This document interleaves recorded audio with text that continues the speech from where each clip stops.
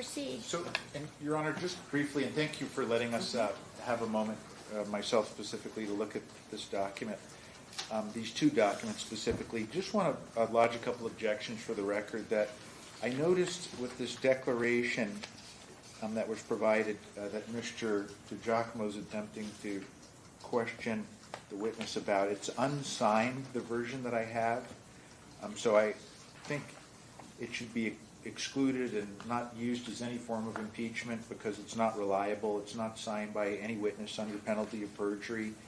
Also, I was, again, never provided this document prior to the hearing. Again, I understand that I was able to review it now, but I think it's just improper to question someone from a declaration that's not signed, and I was unable to investigate this further. Number two, I think this goes to my prior objection. Just want to note under the Nevada Rule of Professional Conduct 3.7 that Mr. DiGiacomo is unfortunately acting as an advocate for his position directly related to the claim of Brady when he was the prosecutor in the trial and the pretrial proceedings. So he's not merely acting as a witness, he's acting as an advocate for his position to support the contention that there was a Brady violation in conjunction with the other issues related to Mr. Mouton, specifically recanting of his testimony as well. So I just am lodging that objection. I think it's improper for him to be acting as an advocate for the state of Nevada. Obviously being a witness and testifying in a post-conviction proceeding is different than now cross-examining and attempting to impact the testimony of the witnesses that are being called by Mr. Dow. So I think it's improper, and I think the questioning should be turned over to Mr. Chen. All due respect, Judge, this issue has to be waived at this point. The lawyer spoke in the courtroom, had arguments during the last time we started this hearing. Now they want to raise the objection after the witness has come back from California and the cross-examination has been prepared. And the rule does have exceptions to it. I've never heard it invoked in a post-conviction hearing before. And so I would submit to the court that that's not a proper objection. As it relates to the signature is on the last page, which is the attachment that's noted in the affidavit by Ms. Darby. But either way, I still could cross-examine even if it wasn't signed. And so I would submit that to the court. All right, you may proceed. Thank you. Sir, what is it called C-CLETS? CLETS, What is it? the rap sheets. Is that a California database of rap sheets? I don't know. You'd have to ask my investigator. So you have no idea whether or not I have access to CLETS.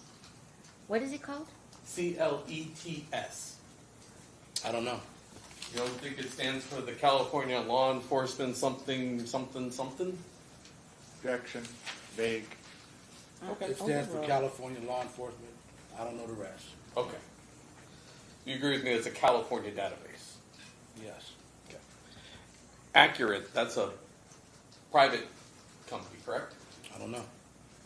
You don't know anything about what your investigator did to find this information? That's not correct. I don't know what accurate is. Okay. Do you have any reason? Well, I'll move on. Is CII search the same thing as CLETS? I don't know. You'd have to ask my investigator. Okay.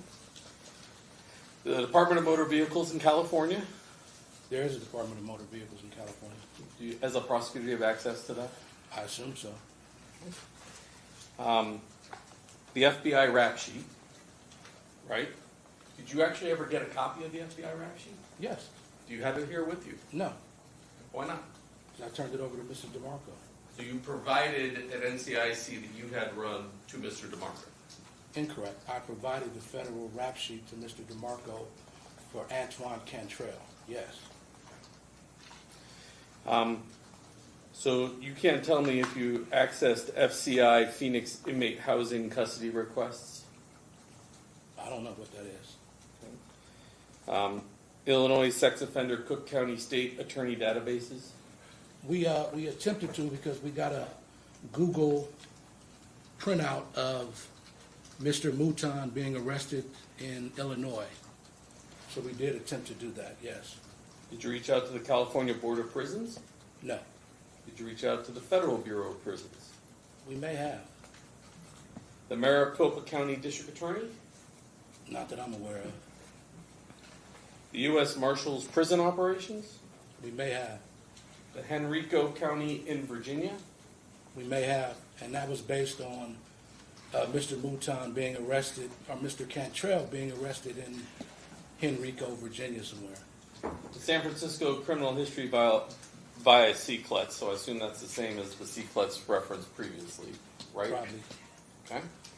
LexisNexis, that's a public database. Private, public paid-for database? I guess it's LexisNexis. I don't. Right, it's a paid-for service. I assume so. Yes. Pacer, that's the federal docket that you download. Correct. That's a public document. Yeah. If you have access to Pacer, yes. Public. Yes. Public sex offender registry, We did search those. Yes. and then mugshot.sfgov.org. Those are the mugshots that we provided to Mr. DeMarco. Yes. And then it says JUSTIS, queryjusticesfgov.org. Yeah, that's some sort of database my investigator used. Yes. So you would agree with me as a California prosecutor, you have access to some law enforcement databases in California, correct? Correct. And then you have the ability to get an NCIC through the FBI in some way. Correct. You would assume, I assume that it's the same for us. We have both state criminal history records, correct? I don't know. You tell me. And sorry, just going to object again, Your Honor, to relevance. I'll question Mr. DiGiacomo that he was the one that should have been doing all these searches on Mr. Mouton prior to the trial. But I just don't understand the relevance of, we know what the material that was not public was. So I understand he's allowed to cross-examine, but I just don't understand the relevance of this, and it's wasting time. Okay, overruled, and you may proceed. Thank you, Judge. And we have access. I'll tell you the relevance of it. He's trying to establish that what him getting those documents for me was illegal. That he wasn't supposed to do all of that search for me. That none of that was supposed to happen. That's part of his obligation as a prosecutor. Once he recognized that a Brady violation had taken place, it is his fiduciary responsibility as a prosecutor to do his due diligence and find more Brady material. And I don't give a fuck if it is illegal.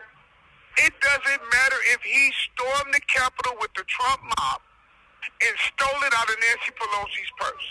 I don't give a fuck if he took it out of the Mar-a-Lago raid with the files that they found in there with Trump that was classified. I don't give a fuck how he got it. I got it.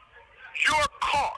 There is a violation, an egregious violation of Brady. I'm sitting in the motherfucking penitentiary for the last 17 years because these dirty, rotten, no good fucking Wahoopies that collectively came together, conspired in a conspiracy, brought a known snitch across state and county lines. I'm saying they crossed state and county lines knowing and willingly put a fraud upon the court. Now he's trying to question him, and what he's doing, he's trying to see what he can get out of him so that when he get on the stand, he'll know what to say. He'll know exactly how to defend himself. That's why that bitch is asking Latif those questions. He's wasting the court time, but it's for his own benefit. See, he got to ask these questions before he get up there lying. And the judge allowing all this to take place. That bitch is foul. If she was being fair, she would tell him, look, you know. He just gave him the NRS of professional conduct. You already know that he cannot cross-examine anyone, especially that he is about to be on the stand being a witness. But look at what we're dealing with, though. This woman that sat over, or should I say, she resided over so many cases with him as a prosecutor. This shit need to be looked into. This shit is serious. It's a lot of innocent black and brown folk sitting in the motherfucking penitentiary because of him and her malfeasance. Period.